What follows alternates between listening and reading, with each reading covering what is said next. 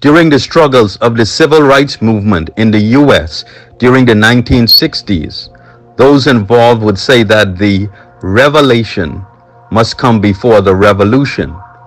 In other words, they meant that they had to learn about their civil rights before they were able to enforce those civil rights.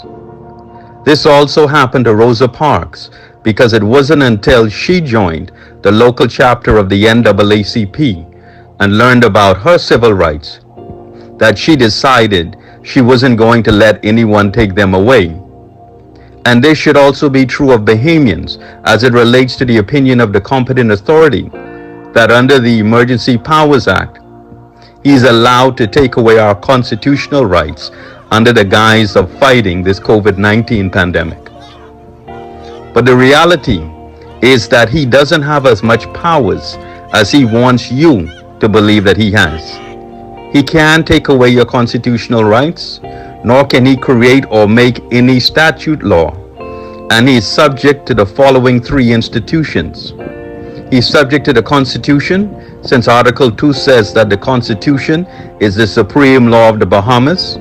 It doesn't say that during a state of emergency that the competent authority is the supreme law.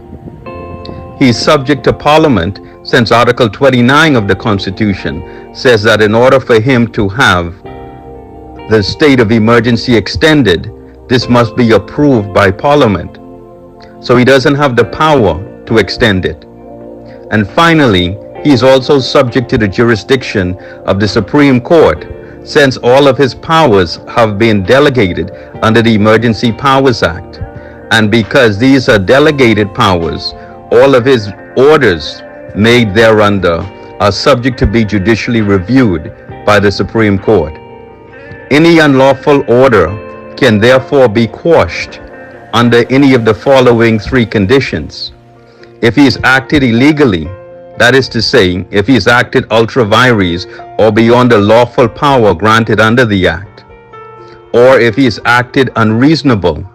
So, for example, was it reasonable or not to know 24 hours before announcing the 7-day total lockdown that he nevertheless decided to not give anyone notice to buy food or water in preparation of the total lockdown? And finally, if there was any procedural impropriety involved in his decision-making process. Recently, the Prime Minister said the following words, that the government will be placed in situations where at some point in time, they will have to make what they call discriminatory or unconstitutional decisions against their people. And since the Prime Minister has taken this position, it's of paramount importance for us to remember the words from the civil rights movement that the revelation must come before the revolution. Forget about the way it used to be. This is not a damn democracy. We are in a state of emergency, and my word is law. There's only one boss in this place, and that's me. The HNIC. Are there any questions?